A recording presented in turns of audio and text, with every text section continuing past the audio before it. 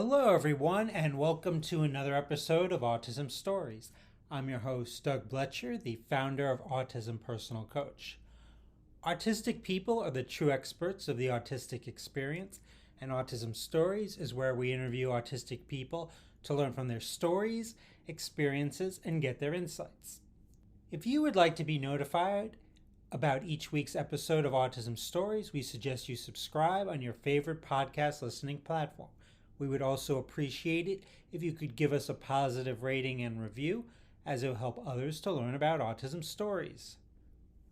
On today's episode, Arianna Faye Davidson joins us to discuss accommodations that have helped her to do her job to the best of her ability, cold calling, and Taiwanese baseball. We hope you enjoy today's conversation. Arianna, thanks so much for joining me here on Autism Stories. Yes, oh my goodness, thank you so much for having me. Absolutely. I'd love to start out by learning about you and your story. Where would you say your story in the autistic community begins? Yeah, I think it really starts, of course, when I got my official diagnosis. So I am one of those women out there that adds to that statistic of women getting diagnosed later in life.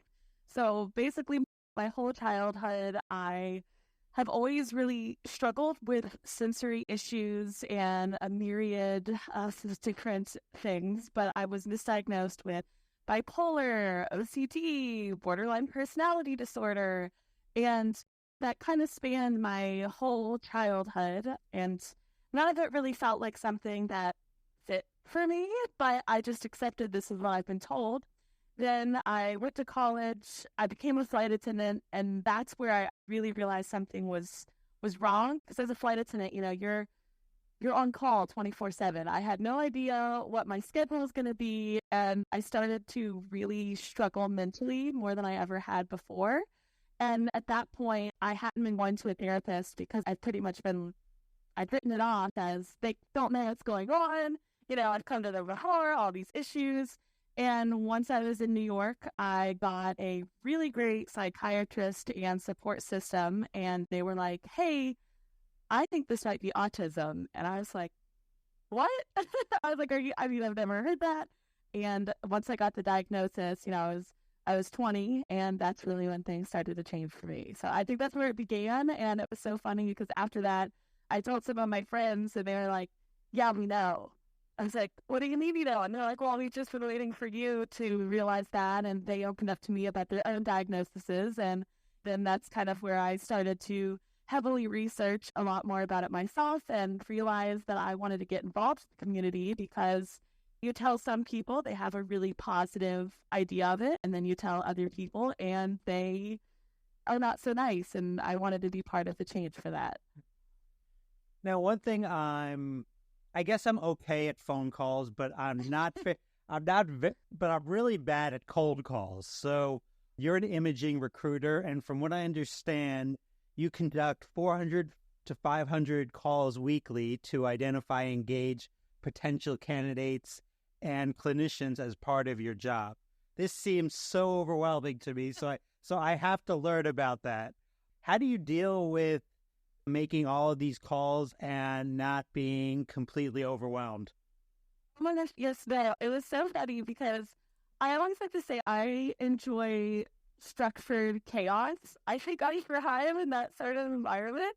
I will say the best part of my job is it's not full cold calls. I will say straight up, if there is like anybody out there that can do straight cold calling, I have so much respect for them, because that is not me.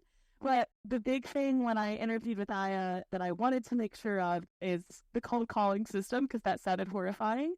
So essentially, we have a whole database of people that at least at one point in time have said, I might be interested in jobs and healthcare travel. So when I am making the calls, for me at least, I know that they've showed some semblance of interest in the career. So I think for me is something I really struggle with is, which is totally not good for this industry, but it's like that sense of rejection, or you call someone and they're like, no, screw you. Like, why are you even trying to call me? And it'd be like, oh my God, I'm so sorry. So I think for me, the way that I do a lot of things in my career comes down more so to looking at it like a video game. So when I look at calls, I'm like, at least I compartmentalize it. Like, these are already people that have shown interest. So I know I'm either going to get a, yes, I want to work with you, or no, I already have a job answer, which helps with the rejection side. And then it comes down to, let's see how many of these I can make. And then every time I make a phone call, I look at it more so like, okay, I made 50 more phone calls. Like, that's like a level up. So it helps me to like push through it and break it down like that. And when I do it that way, it doesn't really feel as overwhelming. It makes it a little bit more fun. And then I just get into a routine of it where it almost be bad for my employer, because then I'm like, oh, it's almost more fun when people don't answer, because then I can get through more and more and more. So that's how I like to look at it. Please don't answer. Please don't answer. No, because it all like put on music in the background, and you get into like this routine of making calls, and then someone answers, and I'm almost like, oh my God, wait, someone's actually talking to me. Do you have like, sometimes I'll get, everyone gets cold calls. Yes. And like, sometimes it seems so obvious the person's reading a script. So do you have a script for these cold calls? How does that work? I will say something great about Aya Healthcare, and I'm sure other healthcare employers are similar, is that they do give you like 2 intensive weeks of training before you start making calls. And they give you kind of not a straight up script, but they give you like ideas of what to talk about. For media, before I make the calls, I do a little bit more research on anything on their profile, like what's their horoscope sign or where are they from. So I try to make like it a little more personal, to find some kind of connection, to be like, hey, Rachel, saw that you're from West Virginia. Like, me too. Are you looking for jobs? I want to get out of here. I bet you want to get out of here. So I try not to do scripts. I mean, sometimes I fall back on it if I'm feeling particularly anxious, like when they answer and I'm not expecting it. But I think it, at least from the job aspects, a little bit easier to get them on board with you, of course, like when it has that sense of personalization. So, but they're probably getting 100 calls from healthcare recruiters a day. So I'm like, I try to be like, hey guys. So they're like, hey, I want to work with you instead. As autistic people, finding employment that works for us can be particularly challenging. And another part of your job I'm interested in is that you match candidates that align with their skills, experience, and career aspirations. What's your process for supporting people so they're connected to jobs that actually will work for them? No, I love this question, because I think too often it is really difficult, right? Especially in healthcare recruiter, or any kind of recruiting. You're more so, not me, but like a lot of people, obviously, you're just trying to fill jobs and you're not really looking at how it works for a specific individual. So a big thing for me is when I first find someone and they're looking for employment, I want to make sure to get in full depth. What are you looking for? What shifts work for you? Do you have family? Are there certain things that are harder for you to do? And I have that whole list of things. Like, okay, they only want to work 3/12 night shift on a weekend because they need their kids during the week, or they need this. And thankfully, our system makes it very easy to look through open jobs in a way that you can kind of see all that, so you can really cipher through to get to what they need. So really, I just like to talk to them with their experience and their personal needs, and then start job searching that way. It definitely takes longer, but I think that, again, it's kind of like that slow burn versus very quickly ramping up, in the sense that, yeah, from a job aspect, maybe you should be more pushing people like, oh, this doesn't fit exactly what you want. Like, you should still try for it. But I know what personally would make me comfortable. And if my clinicians are telling me that doesn't make them comfortable, I really think I have, like I said, a list. So I ask those questions. That is the part of the call where I guess I do kind of more so go off the script. But I fill in the answers then to all those questions. Every time a job comes up, I send them all the details. If it fits everything they want, they say yes.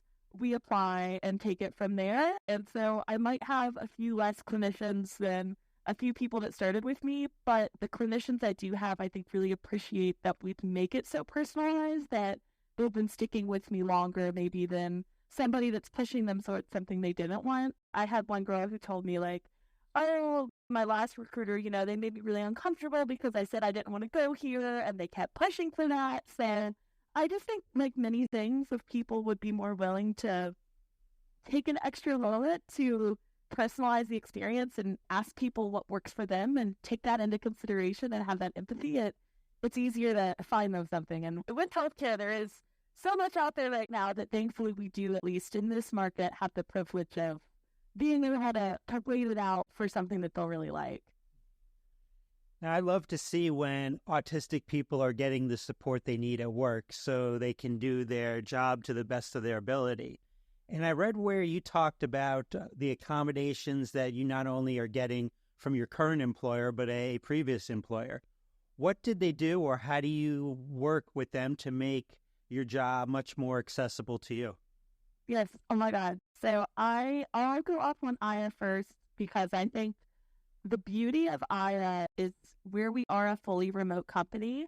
I think they have a lot of things within their structure that there's some accommodations. It's so wild. I feel like have just been naturally given that I haven't even had to ask for it necessarily. Like, for example, for me, I'm more comfortable off camera, and I was really worried, of course, working in a remote company. Like, they're going to want you to be on camera 24/7, anything we do. And most people aren't, and they don't expect that of us. So it's been really nice in that sense. When I did start with I did pull my manager aside and let them know.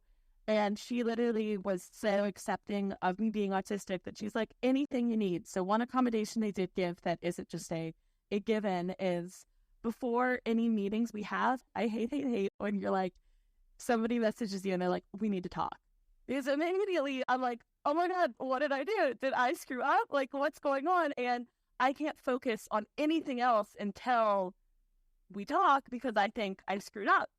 She always gives me an agenda of any meeting we're going to have, anything that's going on beforehand. Like, these are the things we're going to talk about, just so I don't internally freak out, which has been really nice for me and gives me time to prepare, because sometimes I also struggle with, like, somebody's asking me things and it takes me an extra second to process what they're saying. So when she gives it to me previously and I can kind of actually look over it while she's talking, that really helps me to truly process the call and prepare. So I think just has a lot of that included. Flexibility is another big thing with Aya that's just been great.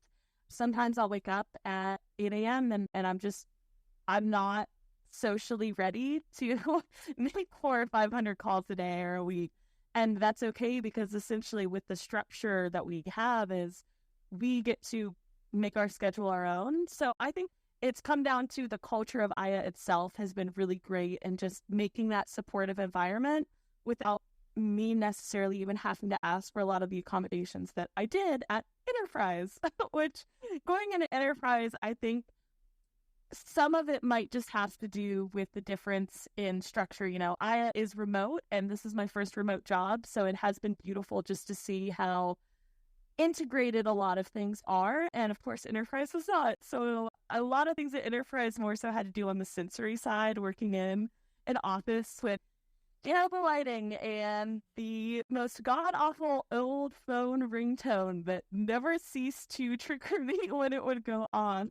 But it especially got bad. I worked at our airport location, which was bad for multiple reasons, including that I was back on that kind of flight attendant schedule of not knowing when I'm going to be somewhere and what I need to do, which is, I've learned, very triggering for me. So what they really did is I went to my manager, and I hadn't previously been open because, as I'm sure a lot of you guys know, it's not always the easiest to be open about being autistic, and a lot of employers aren't the best about it. And thankfully they were very accommodating, and I kind of told them, like, I understand I work at an airport that has crazy hours, but I need like at least a few weeks in advance. Like, can we please like prep so I know when I'm going to be working?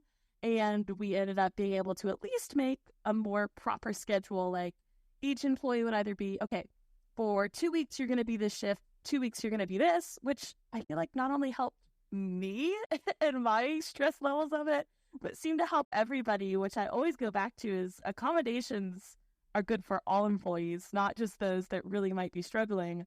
But also Enterprise, I'm sure you all have seen, like, you know, our little suits where we kind of look like just super professional funeral directors.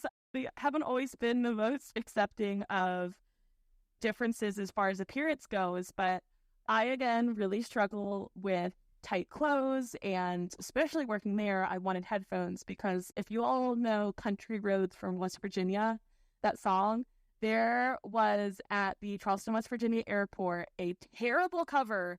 They couldn't even play the real version. This terrible cover of Country Roads that would play every 2 minutes. So imagine being at the airport at 2 a.m. There's no one around you, and you just hear West Virginia. And I just could not handle it. So they allowed me to, I would wear headphones. Like, I know some people like the loop headphones. I straight up, I'm sorry, I need me some clunky ass noise canceling headphones. And the lighting in there was terrible. So I would straight up be wearing sunglasses and these noise canceling headphones. And some of our customers said stuff and thought it was weird. But the beauty of it was that Enterprise kind of backed me all the way on that. So, they did as much as they could really to make accommodations. And I think I've been a lot luckier than some employees in the sense that both of the companies I've been with recently have kind of just accepted it with open arms immediately, no questions asked, and kind of celebrated it. And so, yeah, I think for me, I know my companies prior were not that way. And it's been great. It's been great to work for two different employers that have basically been like, girl, what do you need? We'll help you along the way. Changing subjects completely, you studied Mandarin in college and lived abroad in Taiwan, Hong Kong, and China. So I'm always fascinated about the autistic experience in different countries. So I'm wondering, did those experiences in living in those countries change your perception in any way of how you look at your own autistic experience? Yeah, I think it's a great question. And I've thought on this a lot. And basically, the best way I can think to say it about how it changed is, for better or for worse, I obviously am very, very, very into Asian culture. And when I got to go to Taiwan, I think it was the first time in my life I've ever been able to stem freely and be myself to a whole other level. And I think that really is, and I want to be careful when I talk about other cultures. And obviously, especially when it comes to mental health and things with autism, I think that in Asia, they're a little bit even maybe regressed past where we're at with it. And, we still have a long ways to go. But on a different level, I was always seen as very, very weird in college for, learning Mandarin and being so excited about Taiwanese baseball and all these things. So once I got over there, I guess because my special interests coincided with the fact that it's their culture, I was celebrated and people there kind of welcomed me with open arms. And so for me, I think that was really insane to see. And so the entire time I was there, it was like I was never scared to be myself. And again, I think it just is because what I was into, again, coincides with a lot of things within their culture. But that was the first time in my life I've had a bunch of friends and, whatever I'm doing, they were just like, oh my God, this is awesome. And it was hard for me more so, I think, coming back and like having to, which all of this, while I lived abroad, this was all like while I was starting to go through some of that diagnosis process. But I think that it just changed it in the fact that realizing that you can be yourself and never having really gotten to experience a lot of that before. And then going out of that environment, I was very depressed when I moved back from Taiwan for the first time because it was like, people didn't get it again. But I did know some folks there that were just truly supportive and amazing, even when it came to like sensory issues that I didn't realize were sensory issues. That I think Taiwanese people just have a warmth to them, a lot of them, not trying to generalize the whole culture, but that I had never experienced before. And I do kind of thank my time there for helping me through the rest of my diagnosis process and finally finding out, because I think if I hadn't gotten to experience what it was like to be so free and then come back and be so depressed, I might not have gotten my diagnosis as soon as I did. So I think that was a really hard, but also great period of time for me. And like the friends I made there have, I will say to this day, once I shared my diagnosis with everyone, have been the most supportive and the most understanding of it compared to people in America. So just take that with a grain of salt. But again, since I wasn't fully like diagnosed at that point, I think it's hard to say how it changed my outlook. But what I went through then was really influential to everything that kind of came after. So it certainly seems you're very passionate about Taiwanese and Hong Kong culture and history. Are there any particular misconceptions that you wish would go away regarding Taiwanese and Hong Kong culture?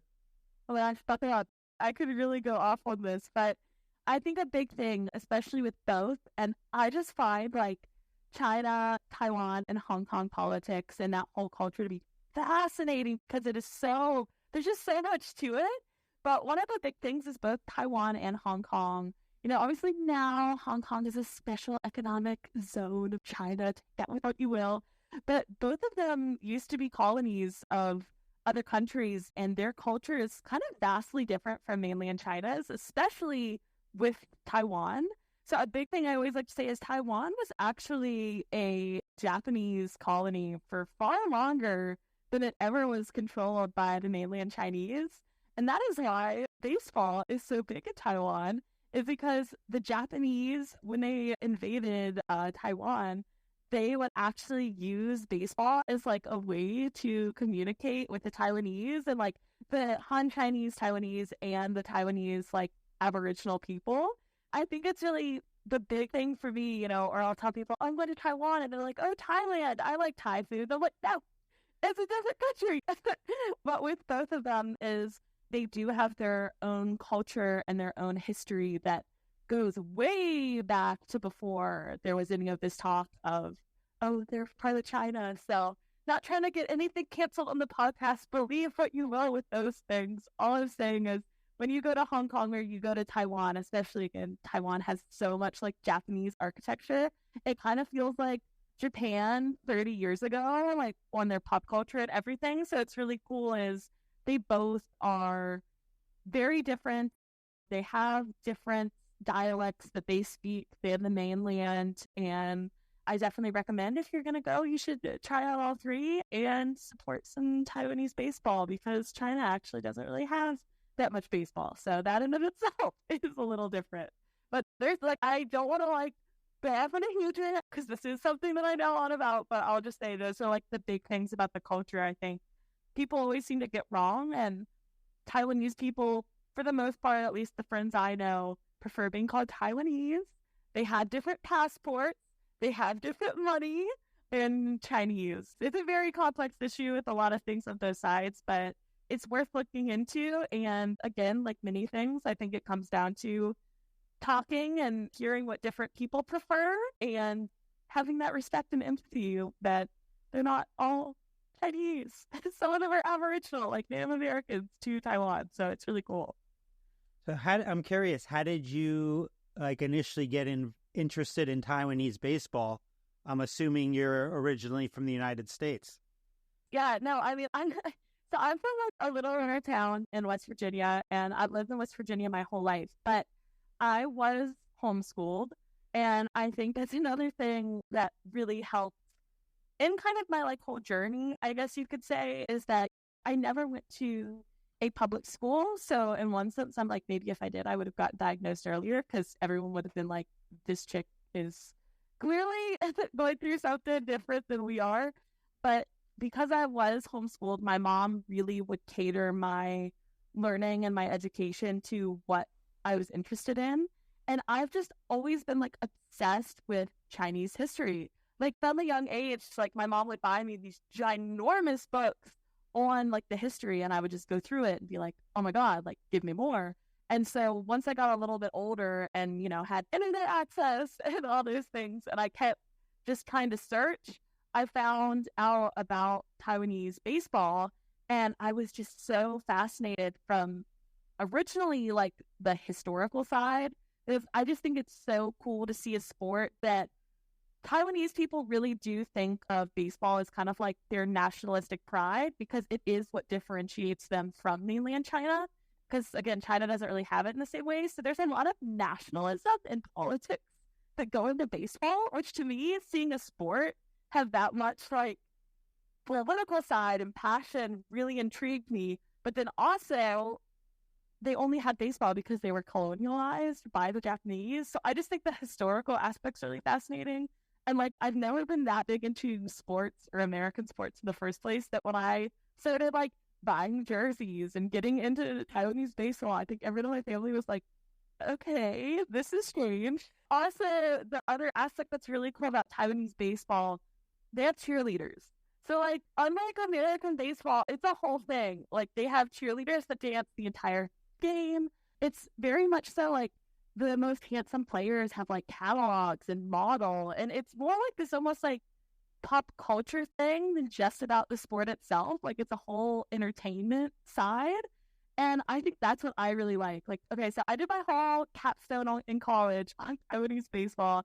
And some fun statistics for you is that whereas in America, you know, I don't know the exact statistic anymore. I've been out of college for a minute, but most fans of baseball in America are men over the age of 40 to 50. In Taiwan, it's like 70 or 80% of baseball fans are women under the age of 30. So it's just like a whole different scene when you go, like everybody's dancing and cheering and singing. So yes, like the baseball players might not be as good as American players. If they came here, they'd probably cry.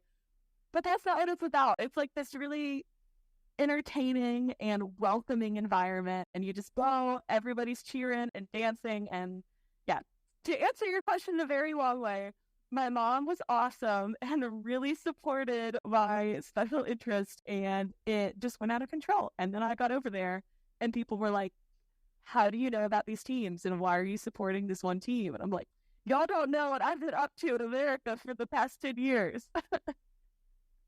Well, Arianna, I've done about 330 plus episodes of Autism Stories, and this was the first time we've talked about Taiwanese baseball.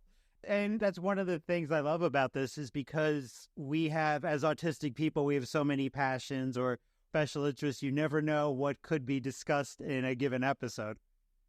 No, exactly. And I think that's what makes it's so fun. And it's just like those things, right, where I think when it comes to special interests or it comes to autistic people, like it's just such a wide spectrum that it's always crazy to me that just because you don't fit into one box, you can so easily just get like discarded as something else being going on. Because I'm like, no, just as there's so many colors of different people, there's so many colors of how this can come out. And I would love it if I could meet someone else that's special interest with Taiwanese baseball, because I think everyone else around me is kind of getting tired of hearing about it. But yeah, it's fun. So thanks for letting me talk about it. Yeah, absolutely. And then lastly, how can our listeners learn about you beyond this interview? Yeah, I think the best way probably would be through my LinkedIn.